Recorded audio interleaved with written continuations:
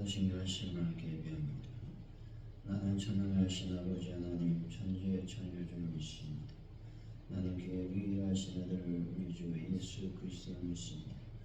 그는 성령으로 잉태되어 동정녀 마리아에게서 나시고 본디오 빌라도에게 고난을 받아 십자가에 못 박혀 죽으시고 장사된 지 사흘 만에 죽은 자 가운데서 다시 살아나셨으니 하늘에 오르시어 전능하신 아버지 하나님 우편에 앉아 계시니 거기로부터 살아있는 자와 죽은 자를 심판하러 오십니다. 나는 성령을 믿으며 거룩한 공의와 성도의 교제와 죄를 용서받는 것 몸의 부활과 영생을 믿습니다. 아멘.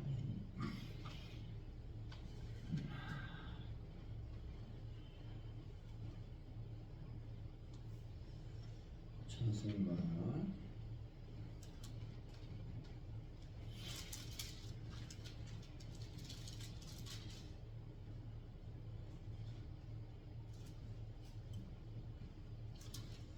304장입니다.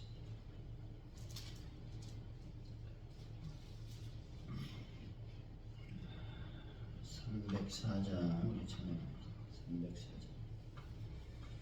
그 크신 하나님의 사랑 말로 하여 영원하네 저 높고 높은 별 넘어 이 낮고 낮은 땅 위에 죄범한 영혼 구하려 그 아들 보내사 화목제물 삼으시고 죄 용서하셨네. 하나님 크신 사랑은 측량도 못하네. 영원히 변치 않는 사랑 성도여 찬양하세.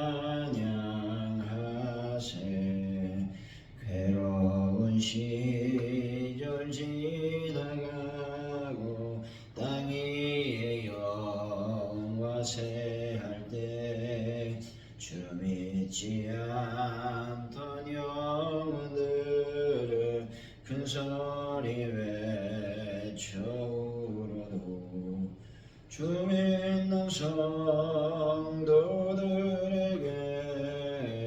큰 사랑 베푸사 우리의 죄 사했으니 그네 잊을까.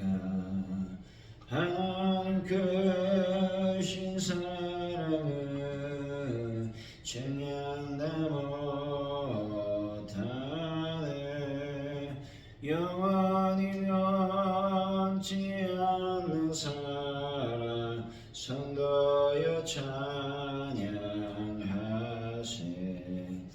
하늘을 두루마리 삼고 바다를 먹물 삼아도 한없는 하나님의 사랑 말로 당할 수 없겠네. 하나님의 크신 사랑 그 어찌 닿았을까. 저 하늘 높이 쌓아도 채우지 못하리. 하나님 크신 사랑은 측량다 못하네. 영원히 변치 않는 사랑 성도여 찬양하세.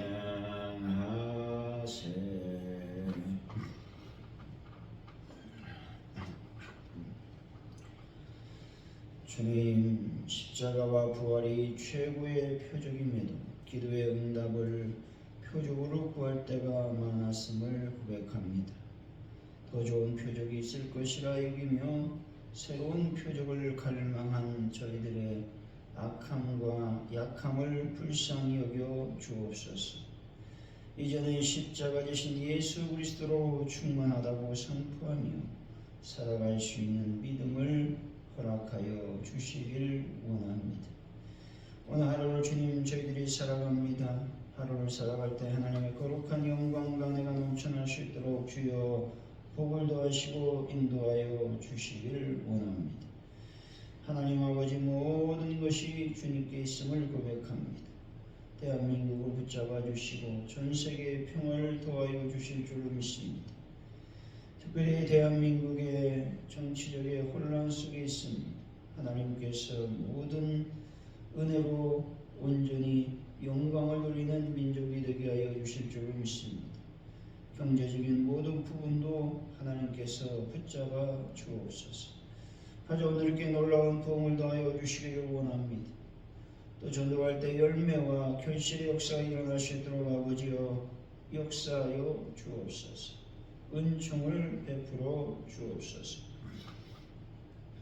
아버지의 베란다 문제를 완벽하게 해결하여 주시며 환우분들을 치료하여 주시며 특별히 하나님의 교회가 재정으로 늘 풍성할 수 있도록 그래서 하나님의 사역이 막힘이 없도록 인도하여 주시기를 원합니다. 아버지 그러나 믿음을 더하여 주시고 성령의 강력한 기름 부음의 역사가 날마다 하나님의 교회에 임하게 하여 주옵소서. 감사합니다.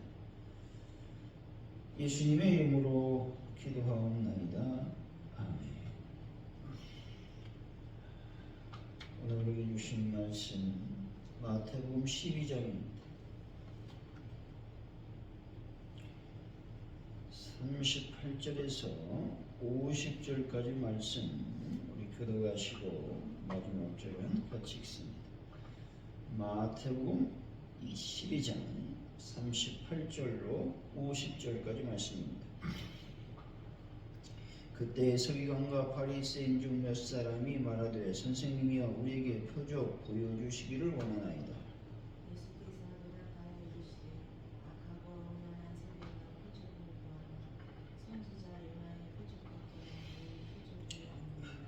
요나가 밤낮 사흘 동안 큰 물고기 뱃속에 있었던 것 같이 인자도 밤낮 사흘 동안 땅속에 있으리라.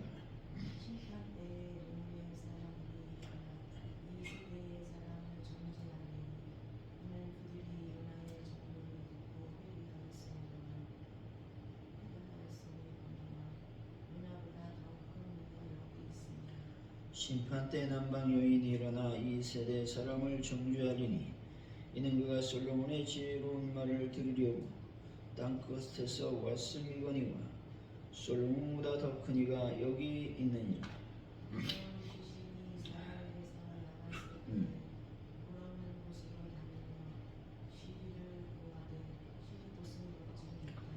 이에 이르되 내가 나온 내 집으로 돌아가리라 하고 와보니 그 집이 비고 청소되고 수리되었거늘 이에 가서 저보다 더 악한 귀신 일곱 데리고 내려가서 거하니 그의 사자를 낮은 형편이 전보다 더욱 심하게 되니 이 악한 세대가 또한 이렇게 되리라. 예수께서 우리에게 말씀하실 때 그의 어머니와 동생들이 예수께 말하려고 밖에 섰더니 한 사람이 예수께 저한테 보소서 당신의 어머니와 동생들이 당신께 말하려고 밖에서 있나이다. 말하던 사람에게 대답하여 이르되 누가 내 어머니며 내 동생들이냐 하시고 손을 내밀어 제자들을 가리켜 이르시되 나는 어머니와 나의 동생들을 보라. 누구든지 하늘에 계신 내 아버지 뜻대로 하는 자가 내 형제요 자매요 어머니이니라 하시더라. 아멘.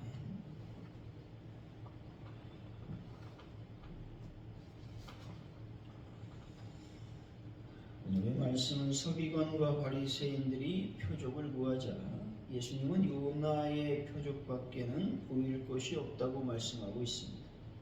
심판 때 이 악한 세대는 정죄받을 것이며 그 형편이 귀신 들린 것이 나았다가 더 악한 귀신에 들린 사람 같을 것이라고 말하고 있습니다.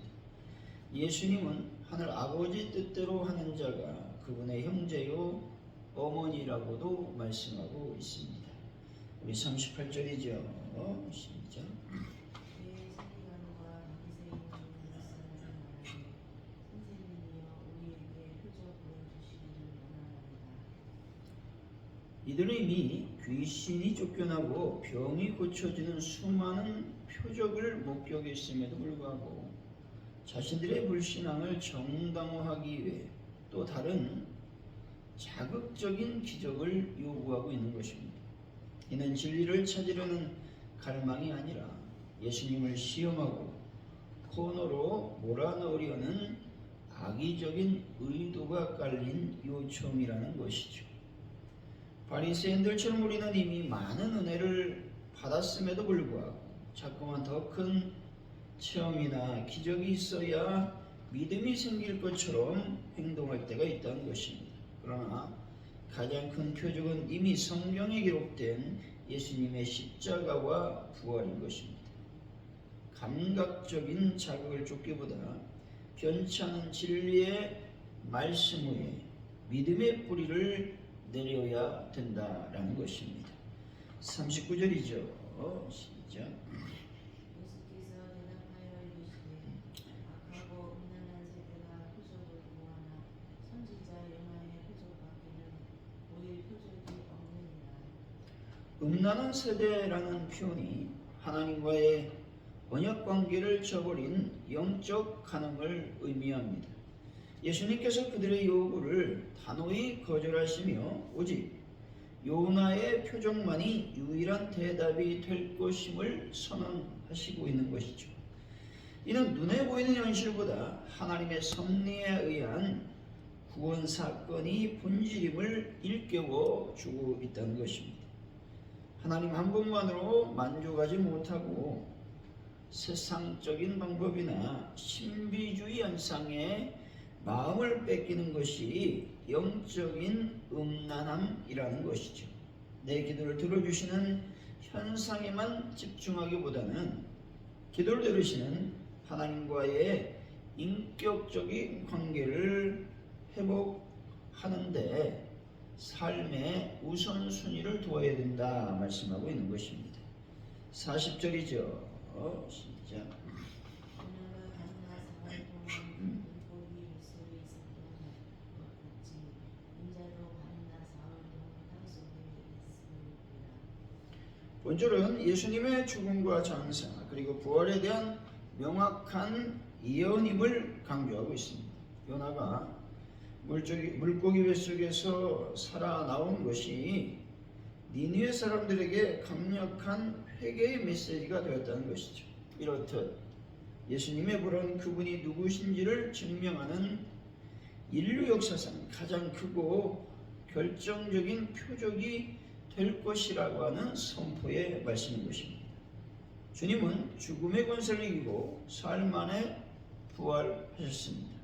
우리 삶에 요나의 밤낮 사흘과 같은 어둡고 캄캄한 고난의 터널이 찾아올지라도 부활이라는 확정된 승리의 표적이 우리에게 있음을 기억해야 된다는 것입니다. 절망적 상황 속에서도 반드시 다시 살리실 주님을 신뢰하며 인내해야 된다는 것입니다. 41절이죠. 시작. 심판 때에 니느웨 사람들이 일어나 이 세대의 사람을 정죄하리니 이는 그들이 요나의 전도를 듣고 회개하였음으로 요나보다 더 큰 이가 여기 있으며 이방인이었던 니느웨 사람들이 단지 요나의 심판 경고, 다시 말해서 표적이 없는 외침만 듣고도 국가적 회개를 단행했음을 강조하고 있는 것입니다. 반면에 유대인들은 요나와 비교할 수 없는 더 큰 이 메시아이신 예수님께서 직접 오셔서 수많은 표적을 보여주셨음에도 불구하고 회개하지 않았다는 것이죠. 심판날에 니느웨 사람들의 순종이 유대인들의 불신앙을 고발하는 살아있는 증거가 될 것이라고 말하고 있는 것입니다. 42절이죠. 시작. 심판 때에 남방 여왕이 일어나 이 세대 사람을 정죄하니 이는 그가 솔로몬의 지혜로운 말을 들으려고 땅 끝에서 왔으므로니와 솔로몬보다 더 큽니다. 여기 있느니라. 남방 여왕, 다시 말해서 스바 여왕은 솔로몬의 지혜를 구하기 위해 엄청난 비용과 위험을 무릅쓰고 먼 길을 찾아왔다는 것입니다. 하지만 유대인들은 지혜의 근본이신 솔로몬보다 더 큰 이가 바로 곁에 계심에도 그분을 배척했습니다. 이 이방 여인의 열정이 하나님이 선택하신 백성이라 자부하던 자들의 영적인 나태함과 무관심을 더욱 극명하게 대조시키고 있다는 것입니다. 43절에서 44절이죠. 시작. 더러운 귀신이 사람들에게서 나갔을 때에 불없는 곳으로 가며 시비를 그하되 신고스럽지 못하고 이에 이르러 내가 나온 내 집으로 돌아가라 하고 마음이 그 집이 비고 청소되고 수리되었거늘. 여기서 나갔던 귀신이 다시 돌아온 이유가 그 집이 비어 있었기 때문이라고 말하고 있는 것입니다. 청소되고 수리되었다라는 말은 겉모습이나 도덕적인 수양을 통해 종교적인 형식을 갖춘 상태를 의미하는 말입니다. 그러나 집의 주인, 다시 말해서 성령이 머물지 않는 빈집은 귀신에게 여전히 매력적인 거처라는 것입니다. 이것은 예수님의 복음을 거부하고 율법적인 정결함만에만 집착하던 당시 유대인들의 영적인 실상을 그대로 비유하고 있는 말씀이라는 것입니다. 45절이죠. 시작. 이에 가서 저보다 더 악한 귀신 일곱을 데리고 들어가서 보아하니 그 사람이 아주 형편이 전보다 더욱 심하게 되었느니라. 이 악한 세대가 또한 이렇게 되리라. 일곱이라는 숫자가 완전수를 의미하며 이는 이전보다 훨씬 더 완전하고 강력한 파멸의 상태에 빠지게 됨을 뜻하는 것입니다. 이 비유의 핵심이 악한 세대에 대한 경고임을 강조하고 있다는 것입니다. 세례요한과 예수님의 사역으로 잠시 영적인 각성을 경험했다는 것입니다. 하지만 그 빈 마음을 예수 그리스도로 채우지 않는 세대는 결국 이전보다 더 악한 불신앙에 빠져 멸망하게 될 것임을 선언하는 말씀이라는 것이죠. 46절에서 47절이죠. 시작. 예수께서 우리에게 말씀하실 때에 그의 어머니와 동생들이 예수께 마음을 보고 계셨더니 한 사람이 예수께 여짜오되 보소서 당신의 어머니와 동생들이 당신께 말하려고 밖에서 있나이다 하니. 당시 예수님의 육신적 가족들은 예수님이 미쳤다는 소식을 듣고 그를 보호하거나 만류하기 위해서 찾아온 것으로 보입니다. 이 장면이 예수님의 공생의 사역이 육신의 친족 관계보다 우선시 되어야 함을 보여주는 극적인 배경이 되었다는 것입니다. 예수님은 효도를 거부한 것이 아니라 하나님 나라의 일이 인간적인 정의나 관계보다 앞서야 함을 가르쳐 주시는 것이죠. 때로 가족의 반대나 인간적인 정 때문에 신앙적 결단을 내리지 못할 때 우리는 하늘 아버지의 뜻이 무엇인지 먼저 묻고 그 길을 선택할 용기가 필요하다라고 말씀하고 있는 것입니다. 48절에서 49절이죠. 시작.